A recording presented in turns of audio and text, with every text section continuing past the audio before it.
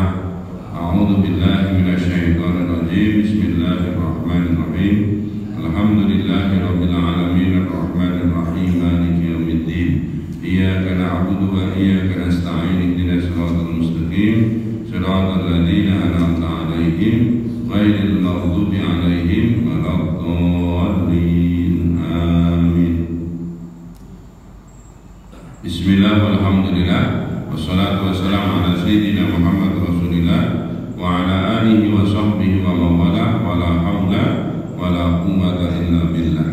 Subhanaka la ilma lana illa ma'alamtana innaka antal alimul hakim. Rabbi zidni ilman warzuqni fahman. Semuanya Bapak Ibu, assalamualaikum warahmatullahi wabarakatuh. Kita ngaji bukan tabligh kabar, jadi tidak perlu pendahuluan. Kita pertemuan terakhir membahas tentang rukun wudu. Rukun wudu ada berapa? Rukun A, rukun B, rukun C. Nah, 1 niat, 2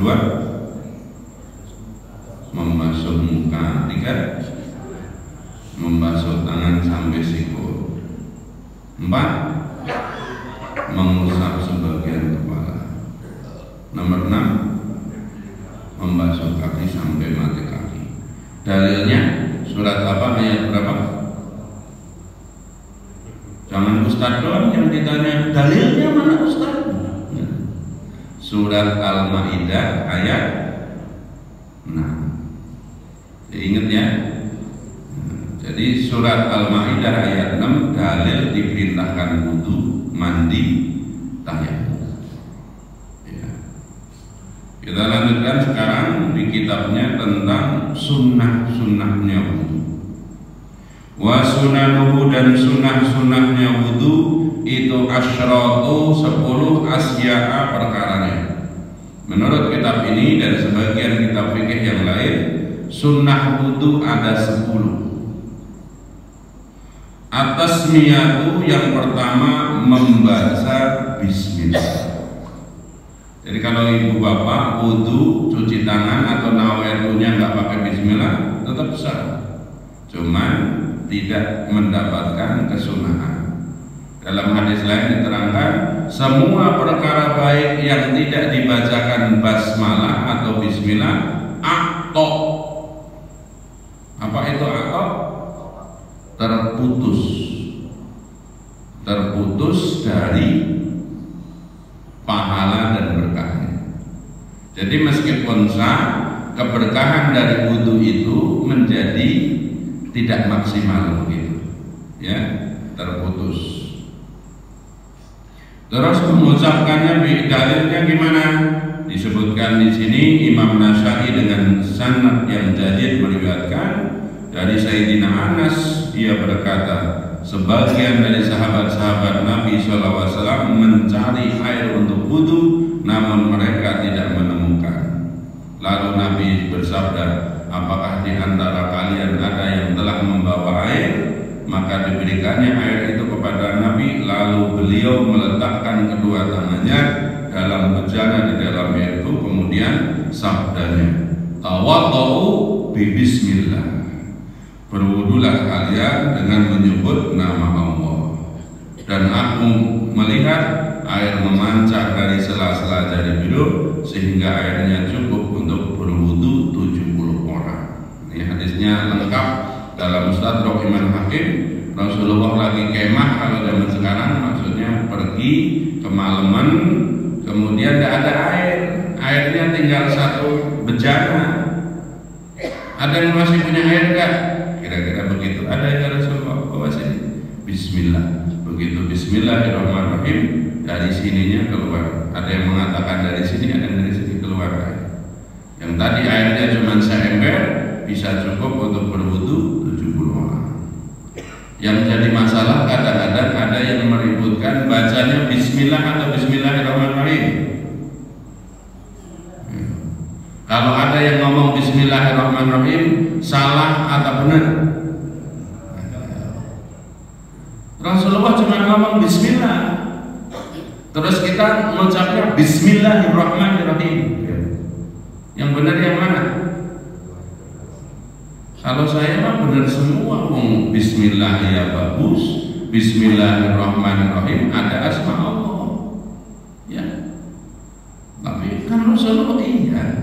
Tapi Fatihah ayat pertamanya Bismillahirrahmanirrahim. Jadi sudahlah, kalau ada yang masih sempat meributkan itu silahkan. Kalau saya nggak ikut-ikutan. Orang nggak baca apa aja, nggak baca Bismillah, wudunya tetap sah kok. Ya, nggak baca Bismillah sesuai dengan Al-Maidah ayat sah.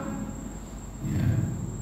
Berantem itu haram, rukun itu wajib, masa rukun sunnah. Ya, jangan berantem gara-gara Bismillah sama Bismillahirrahmanirrahim. Pokoknya baca Bismillah sah, baca Bismillahirrahmanirrahim sah, nggak baca kalau rukun sah. Kita lanjutkan yang kedua. Wa ghuslul kafaini qabla idkhalihima al-ina. Yang kedua, zaman dulu itu wudu itu enggak ada keran, adanya ember kecil atau bejana. Seperti kalau di kampung-kampung kita itu kan bak ya, ngambil begitu. Maka jangan pernah memasukkan tangan itu sebelum dicuci. Apalagi bangun tidur setengah wajib cuci tangan sebelum tidur. Bangun tidur, maksudnya kalau tadi tidur bangun untuk wudu itu setengah wajib. Kenapa? Waktu tidur ini nggak tahu kemana ya. Baru-baru kesini ke situ, ke kantor pusat ya. Dari belakang, dari depan gini kan nggak tahu. Bisa jadi ini tercolek najis, bisa jadi. Sangkut gatalnya di bola kamu krok depan. Mungkin di sini penuh dengan mobil karena sambil misalnya begitu. Ya.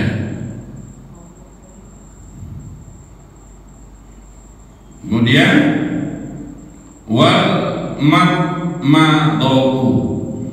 Berikutnya adalah berkumur.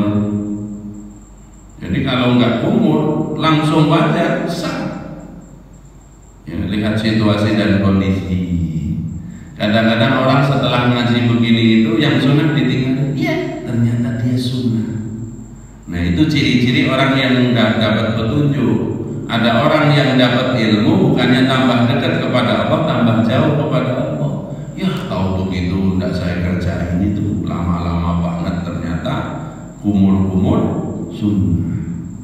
Sama seperti waktu kecil sholat rapi banget, begitu ngaji ternyata apa? Doa iftitah itu sunnah. Sekarang nggak pernah pakai doa iftitah. Allahu Akbar. Bismillahirrahmanirrahim. Kemudian wal istinsyaq, memasukkan air ke hidung. Kemudian wa masul jami'ir ra'si, membasuh seluruh kepala.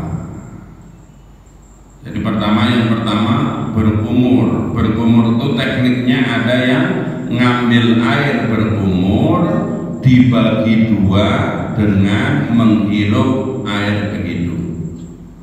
Jadi begini Bu, ambil gini sedikit terus masukin ke hidung. Jadi ada yang tekniknya itu seperti itu. Ada yang dua tangan, ada yang satu tangan, kumur itu terus dihirup. Ngeluarinnya bareng.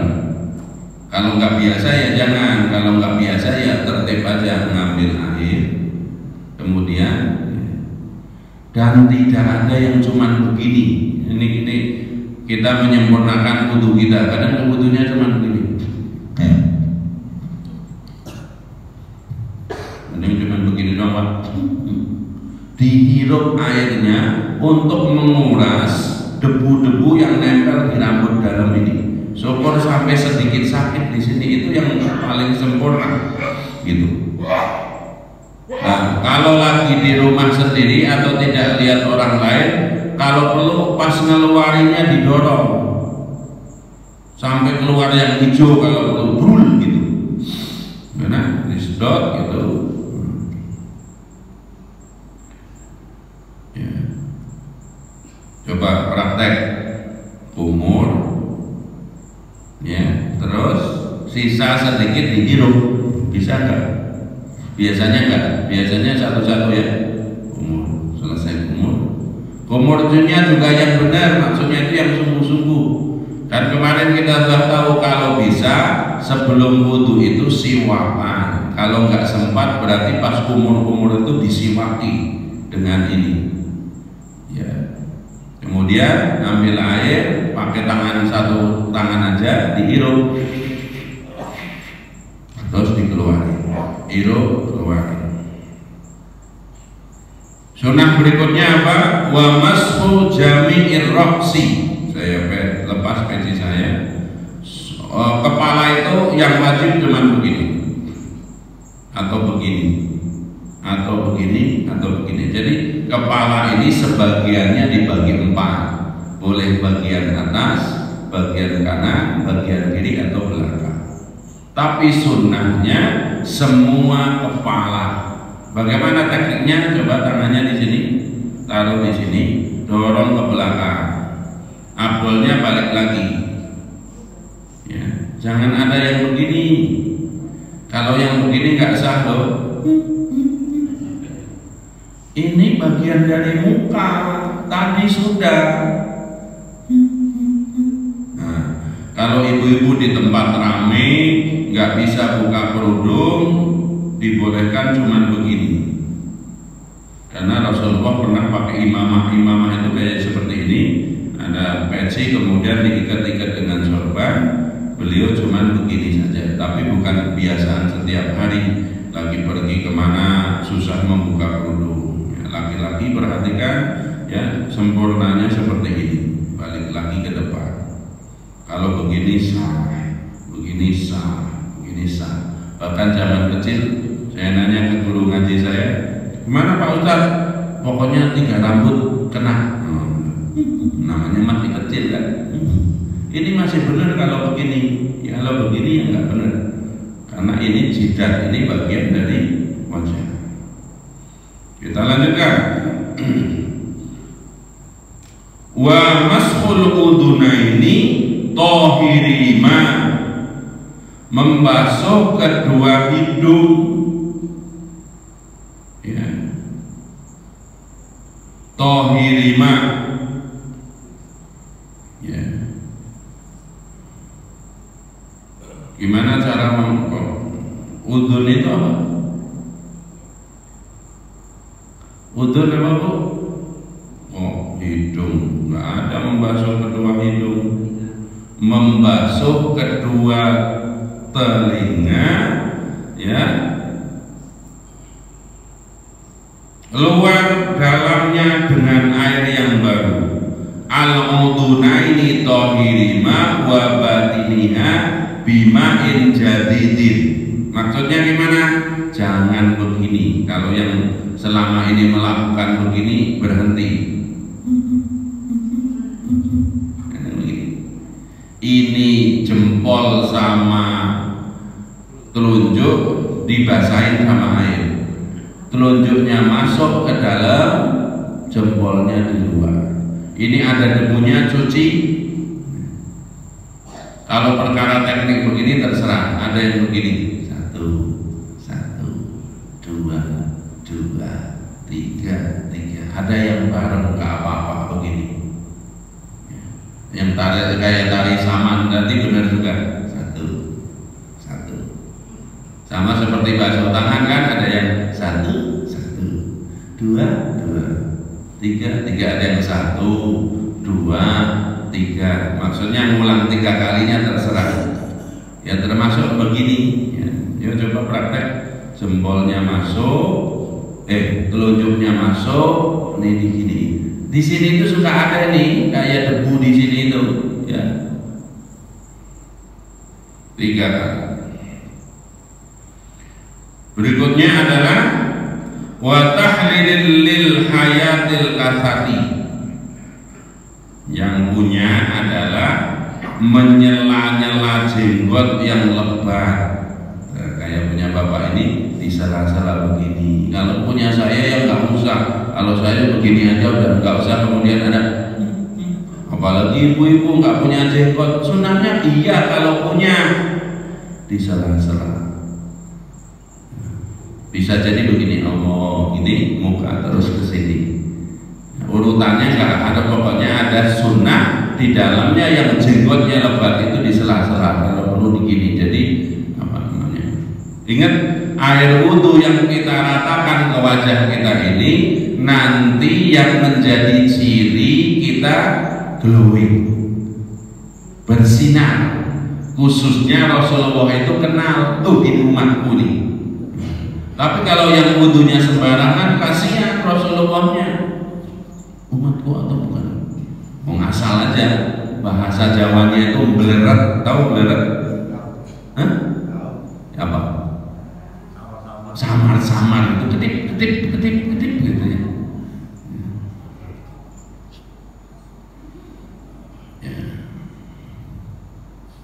Kemudian wa tahlilus sabiil yadaini wa rijlaini, menyela-nyela apa namanya jari tangan dan jari kaki.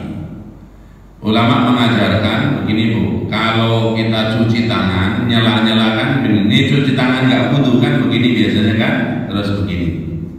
Maka kalau wudhu harus dibedakan. Ini anjuran bukan sesuatu yang wajib.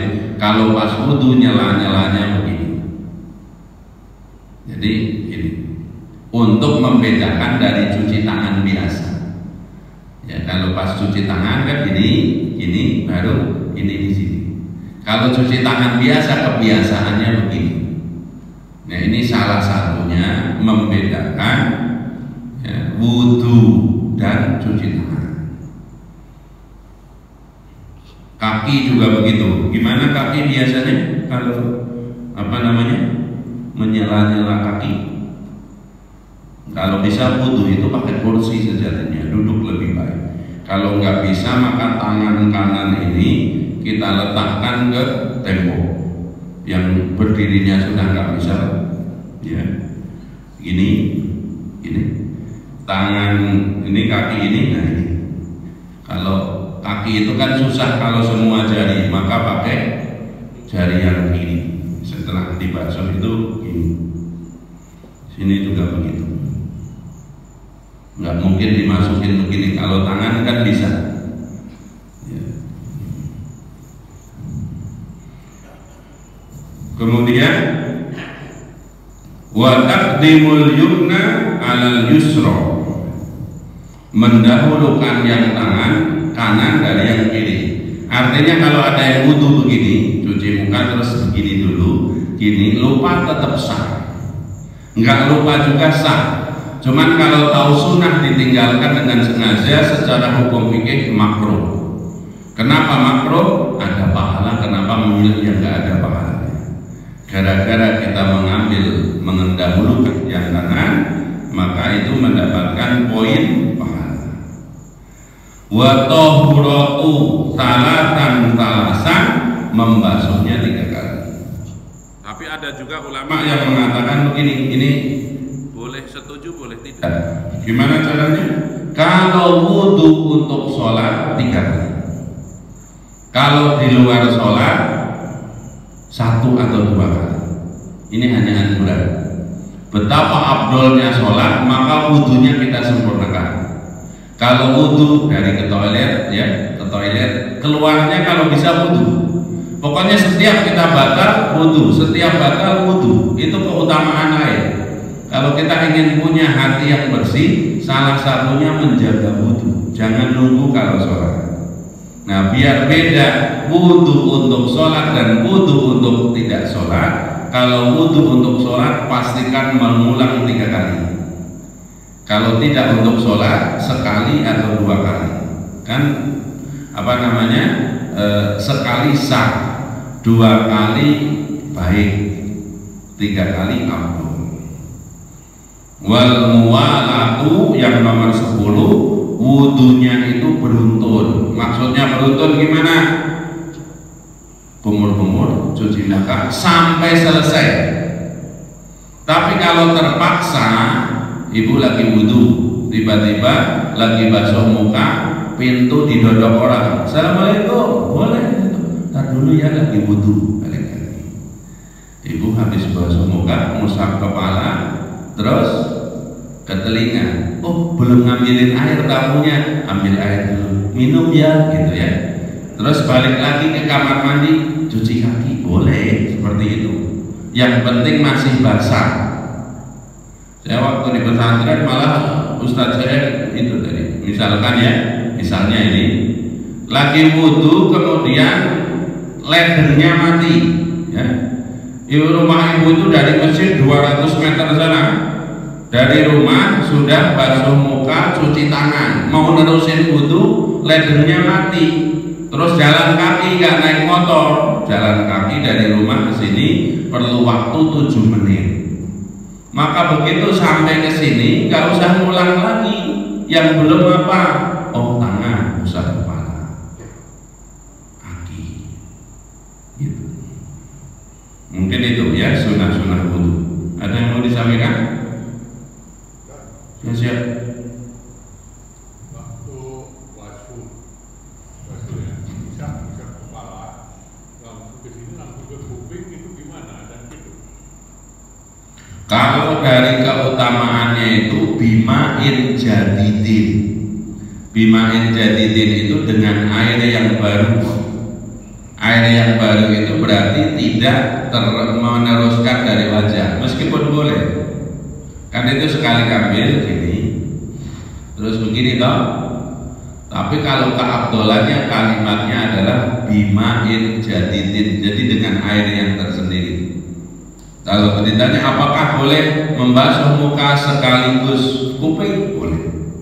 Tapi keabdolannya bima'in jadidin, dengan air yang baru, berarti ya lebih bagus wajah sendiri. Habis itu ngambil air atau gini, wajah itu dibasuh, kalau telinga diusap, tapi mengusapnya dengan air yang baru, air baru, usap air baru.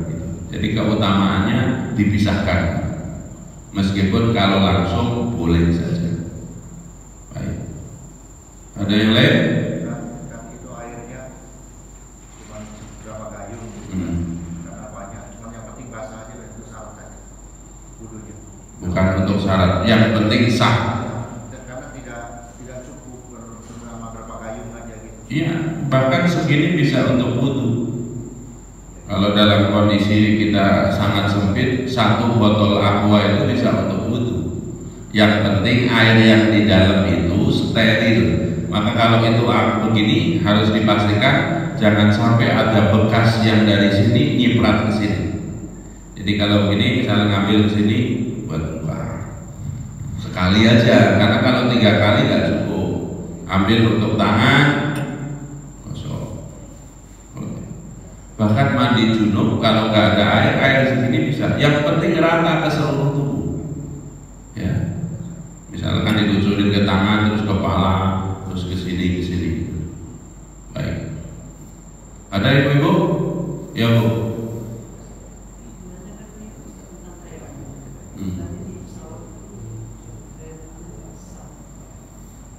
Ya ini kita lagi ngaji ya.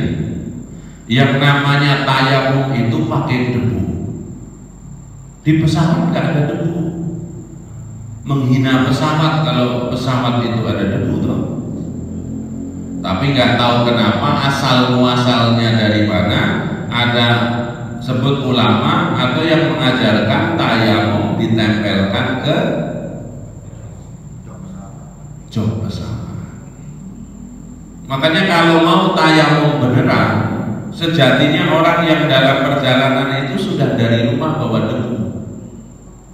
disapu tangan, ya, atau di mana itu kayak bubuk yang buat creamer gitu disiapin di situ. Kalau mau tayamum disendok diratain di situ, ya, seperti itu.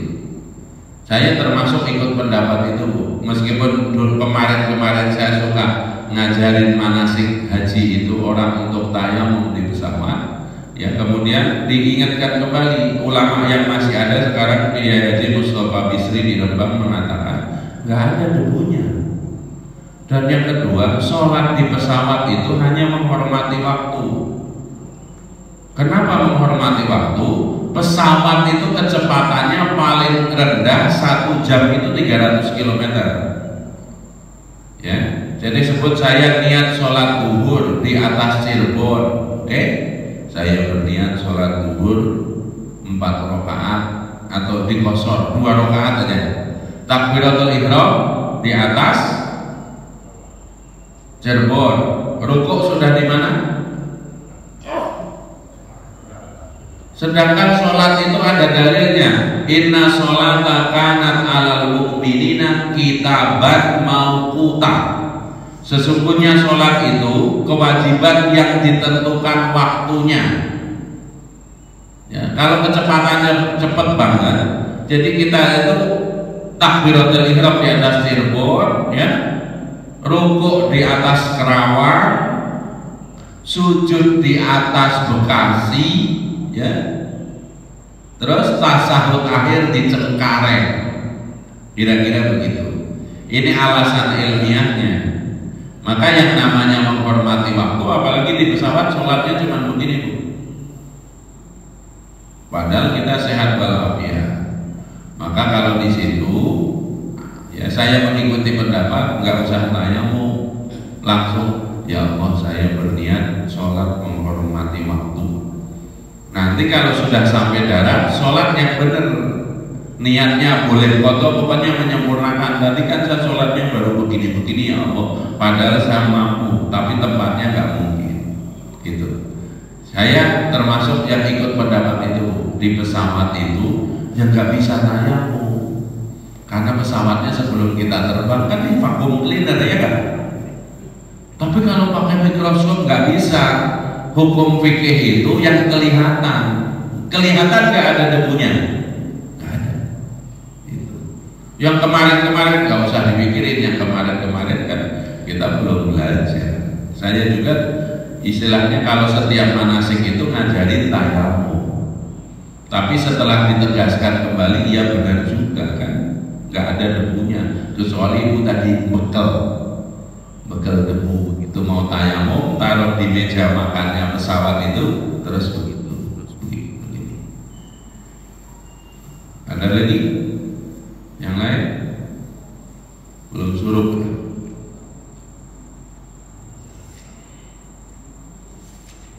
Baik, kita lanjutkan ya. Jadi wudhu itu rukunnya 6, sunahnya 10. Kalau dirangkaikan dengan waktu kecil, rangkaian wudhu itu dimulai dengan mencuci tangan. Nah, mencuci tangan sambil baca bismillah. Habis itu kumur-kumur. Habis itu memasukkan air ke hidung.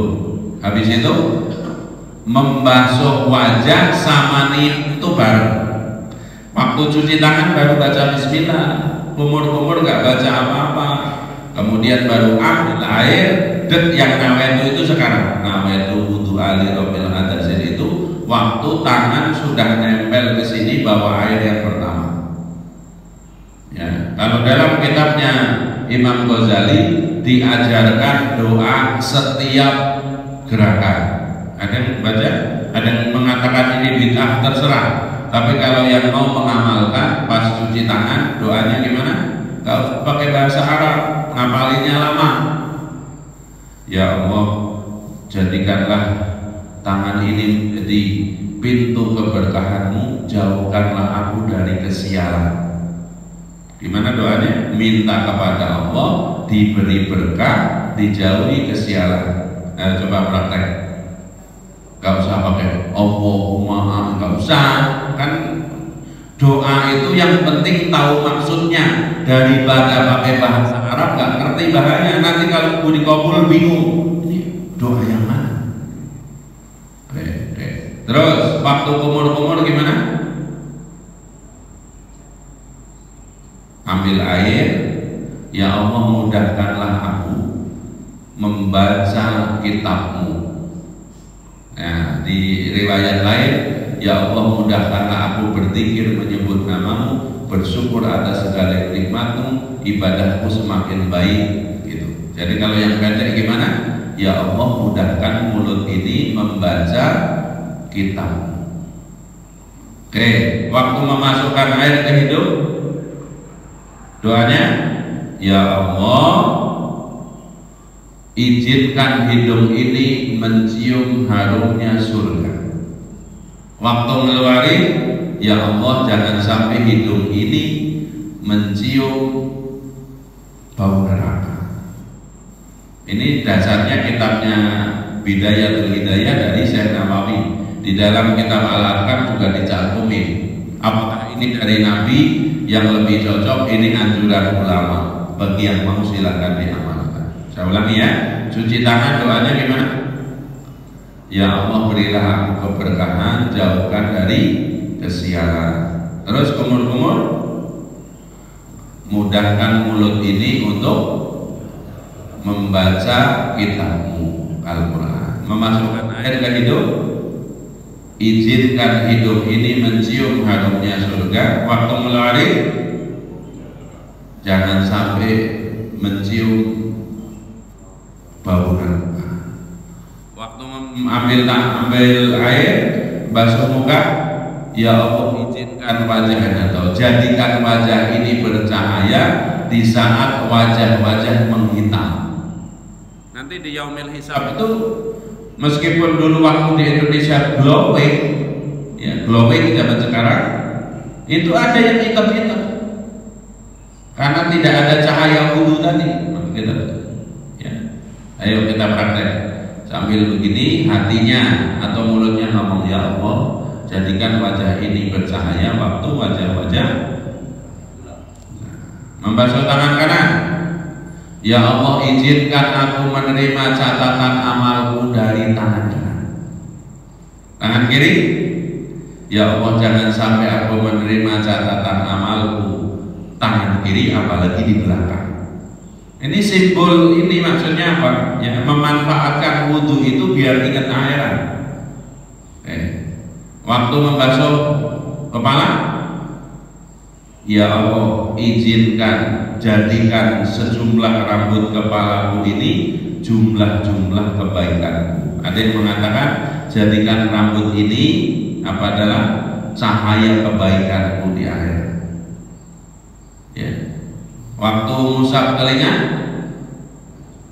ya Allah jadikanlah kami kalau mendengar nasihat mengerjakan, sami'na wa ata'na. Jangan sampai aku mendengar tapi tidak mau mengerjakan. Membasuh kaki kanan, ya Allah tegakkanlah kaki ini di sirat pada saat kaki-kaki tergelincir. Udah, habis itu ngadep kiblat, doa selesai wudu. Gimana doa selesai wudu? Asyhadu alla ilaha illallah wa asyhadu anna Muhammadan abduhu wa rasuluh. Allahumma ij'alni minat tawabina waj'alni minal mutatahhirin min ibadika sholihin. Gara-gara wudu yang sempurna, doa selesai wudu, surga langsung dibuka untuk ibu. 8. Surganya sudah dibuka, tapi belum boleh masuk. Kenapa belum boleh masuk? Belum mati, belum kiamat, belum hisab, belum sholat juga. Karena habis wudu belum sholat. Gara-gara dengar ini ada kerjaannya wudu aja tiap hari. Kenapa wudu? Buka pintu surga, buka doa, baru buka. Baik, kita lanjutkan ya. Belum suruknya 2-3, masih ada 8 menit. Kita lanjutkan ya, wudu clear ya. Rukunnya 6, sunnahnya 10. Doanya opsional tadi, yang ingat-ingat aja dibaca. nggak dibaca juga di dalam hati, kan minta kepada Allah. Ud'uni astajib lakum, mintalah kepadaku maka akan aku penuhi. Di mana wa idza sa'alaka ibadi anni fa inni qarib. Kalau ada hambaku bertanya tentang diriku, kata Allah, sesungguhnya aku dekat. Apalagi lagi butuh. Kita lanjutkan kitabnya di sini. Faslun, bermula ini itu fasol. Wal istinja'u, dan bersuci setelah buang air. Istinja nih wajibun, itu wajib. Jadi mencuci najis yang ada di ujung kemaluan kita waktu buang air kecil, dan mencuci sisa najis waktu buang air besar, itu wajib. Kalau bahasa kampungnya cebok, itu wajib. Maka kalau ada orang pipis nggak cebok, apalagi BAB nggak cebok, kalau ngomong sholat nanti sholatnya nggak sah, karena di ujung kemaluannya ada najis. Ya. Wal istinja'u wajibun minal bauli wal ghaidi, bersuci setelah buang air kecil atau pipis dan buang air besar atau BAB wajib.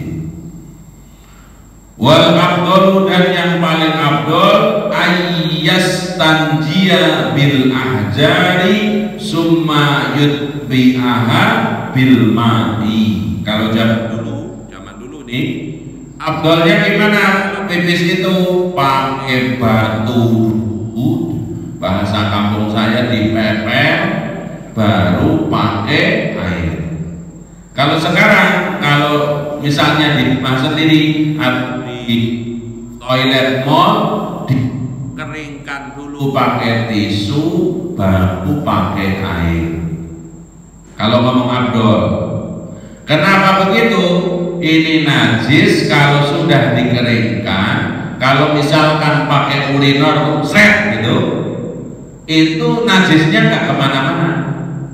Tapi kalau masih ada yang basah nempel di ujung kemaluan, disemprot atau disiram, kemudian mohon maaf tangannya gini-gini, itu potensi najisnya muncrat-muncrat. Jadi kalau yang ditanya kapan kita cebok paling abdol, itu bahasa kampungnya dikeringkan dulu pakai tisu, kalau zaman sekarang baru pakai air. Satu, terakhir kalau sebagian ibu-ibu habis itu ditisuin. Tisu yang terakhir itu untuk kenyamanan. Tapi kalau kesunahan cebok, pakai tisu dulu. Kalau laki-laki, kalau nggak ada tisu apa? Tembok, meper ke tembok. Ya. Maksudnya begitu gini, kan bapak-bapak suka kan kemana? Ke toiletnya mall, nggak ada semprotannya kan? Kadang ada di bawahnya kekencengannya nggak, serot gitu ya, nyemprotnya sampai ke pintu. Ya. Jadi kalau ngomong abdol itu pakai batu kalau zaman dulu, apapun yang keset. Kalau di jalan tol ya ada daun misalnya, kalau nggak bawa ke tisu misalnya ya. Wa yajuzu, dan diperbolehkan ayat tasiro alal ma'i au talasatin ahjari yunki bihanal mahmud. Kalau nggak ada dua-duanya, minimal salah satunya. Jadi bapak-bapak ya, kalau ke toiletnya mall kok nggak ketemu urinor atau yang buat bersihin, kalau di situ ada tisu, sebelum pipis ambil tisu. Begitu pipis dikeringkan. Dikeringkan itu secara hukum najisnya sudah bersih. Ibu-ibu juga tentu kalau pipis nggak ada air buat nyiram, ya, di ujung kemaluan ada basah-basah pipis, ditempelin atau dikeringkan pakai tisu, hukumnya sudah suci. Tapi nggak nyaman Ustaz, ini ngomong hukum dulu. Yang paling baik tisu, kemudian air.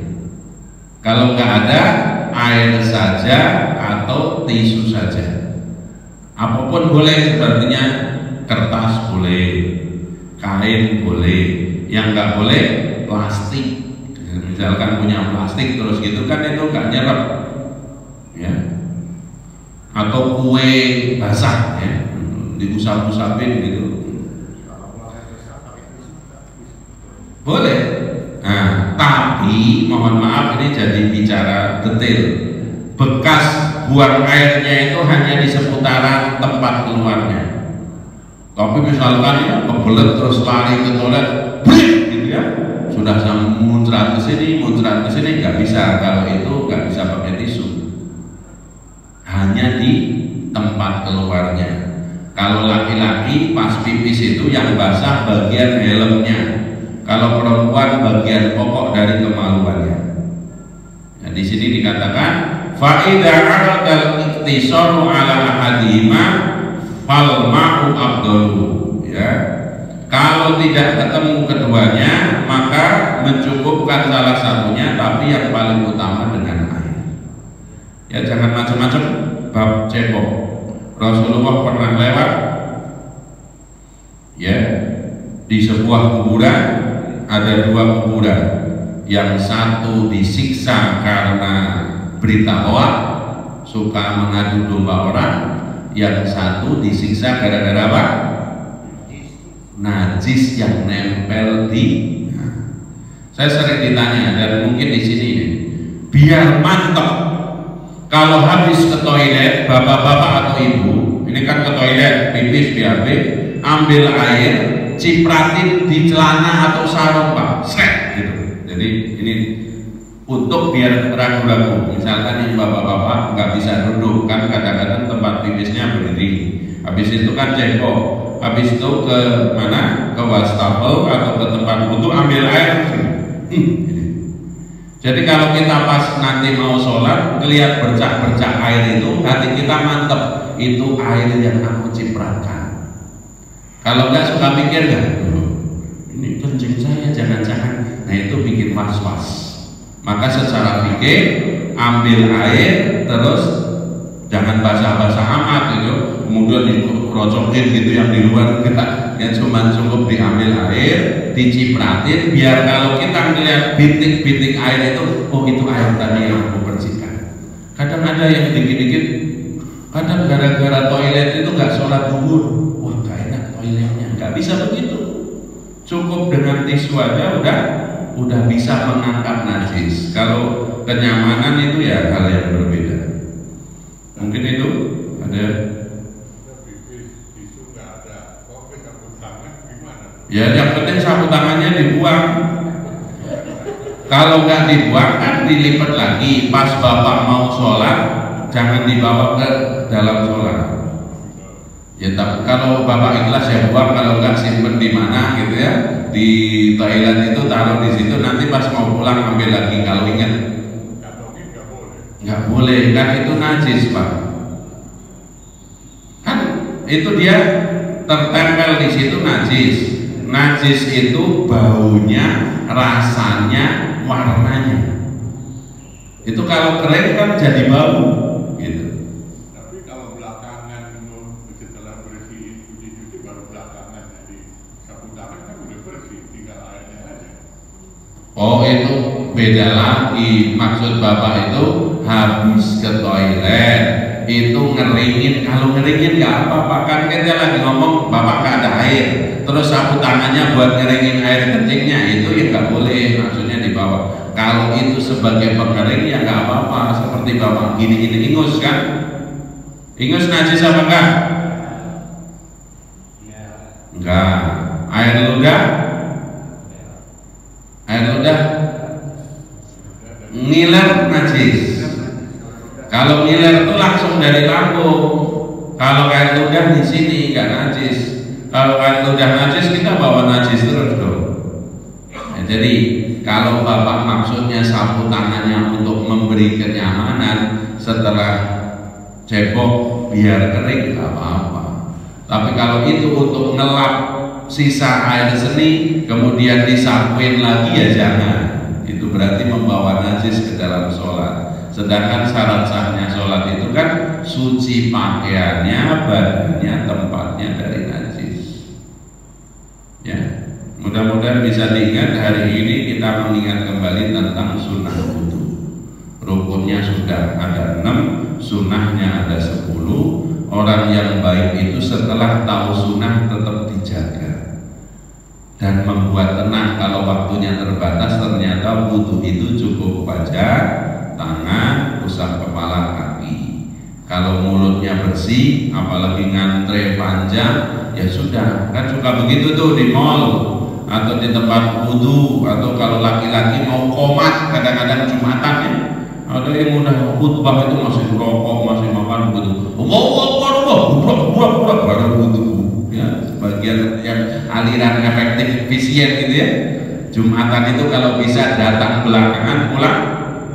Jangan sampai telat 2 kali, gua udah datang belakangan. Jangan sampai pulangnya. Tapi cita-cita masuk surga bersama Rasulullah itu soleh banget. Baik, mari kita tutup dengan membaca doa agar kita husnul khotimah. Bismillahirrahmanirrahim. Allahumma ighfir ummata sayyidina Muhammad. Allahumma arham ummata sayyidina Muhammad. Allahumma astur ummata sayyidina Muhammad. Allahumma ajbur ummata sayyidina Muhammad. Allahumma ighfir li ummati sayyidina Muhammad maghfiratan amatan ya rabbal alamin. Al-Fatihah. A'udzu billahi minasyaitonir rajim. Bismillahirrahmanirrahim. Alhamdulillahirabbil alamin arrahmanir rahim maliki yaumiddin. Iyyaka na'budu wa iyyaka nasta'in. Ihdinas siratal mustaqim. Shiratal ladzina an'amta 'alaihim ghairil maghdubi 'alaihim waladdallin. Ya Allah, jadikanlah ilmu kami ilmu yang bermanfaat, amal kami amal yang diterima, rezeki kami melimpah berkah luas, dan tidaklah Engkau menguji kami dengan penyakit kecuali Engkau sembuhkan.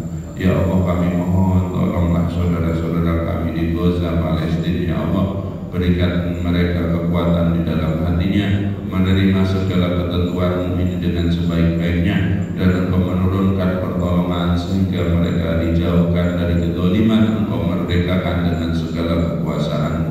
Ya Allah, jadikanlah kami orang-orang yang ada di Indonesia ini menjadi orang-orang yang bersyukur dengan segala nikmat yang ada, dengan keamanan, dengan kenyamanan beribadah, dengan kemudahan memperoleh ilmu. Ya Allah, maka jadikanlah kami orang-orang yang ingat akan nikmat-Mu, bersyukur atas segala nikmat-Mu, dan kesyukuran kami wujudkan dengan ibadah yang lebih baik. Ya Allah, muliakan kedua orang tua kami yang masih ada sehat dan dalam taat. Orang tua kami yang telah wafat, lapangkanlah kuburnya, terimalah amal Islamnya. Ya Allah, jadikan setiap amal soleh yang kami lakukan menjadi amal soleh yang pahalanya sempurna, mereka diterima di dalam barzakh. Rabbana atina min ladunka rahmatan wa hayyi' lana min amrina rashada. Rabbana atina fid dunya hasanah wa fil akhirati hasanah wa qina adzabannar. Wa sallallahu ala sayyidina Muhammad wa ala alihi wa sahbihi wa barik wa sallim. Walhamdulillahi rabbil alamin. Wal asri. Bismillahirrahmanirrahim. Wal asri innal insana lafi khusrin illa alladziina aamanu wa 'amilus shalihati wa tawassaw bil haqq wa tawassaw bis sabr. Subhanakallahumma bihamdika asyhadu an la ilaha illa anta astaghfiruka wa atubu ilaik. Tersenyum dulu ke kanan kirinya, senyum sebelahnya Pak. Subhanakallahumma bihamdika asyhadu an la ilaha illa anta astaghfiruka wa atubu ilaik. Assalamualaikum warahmatullahi wabarakatuh. فبأي آلاء ربكما تكذبان